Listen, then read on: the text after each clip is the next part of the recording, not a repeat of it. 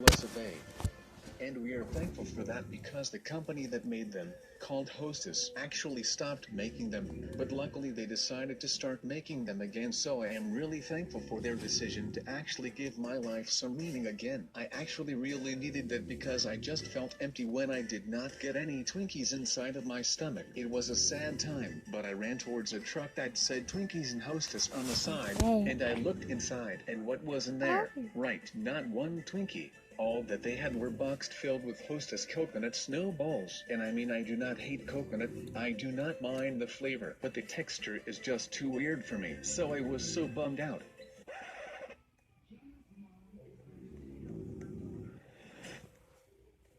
I have not eaten a Twinkie since that day because I noticed that they were controlling my life, and I am the only one who controls my life. Not a darn cream-filled yellow sponge with a funny name. So actually the next one is pretty much a follow-up on that story. I do not know if any of you have seen the movie Zombieland, but in that movie pretty much the exact same happens to the protagonist. And when I watched that movie I was sad, but then when I found myself inside of a real-life zombie apocalypse I was getting freaked out. And it was not about all of the brain-dead people that were running around. No, it was because I knew that there was a limited supply of Twinkies left on the shelves at my local mall, so I went there right away. I had to beat the mast, but they already got there. I saw all of these brainless people running around the mall, and they were walking around all of the stores. It was way too overcrowded, and they actually ended up turning all of the mall goers into brain-dead zombies, and I was bummed out by that. I mean, I saw some of my family walking through Best Buy and stuff, but I wanted those darn Twinkies, and when I got to the Walmart inside of the mall, they were all out.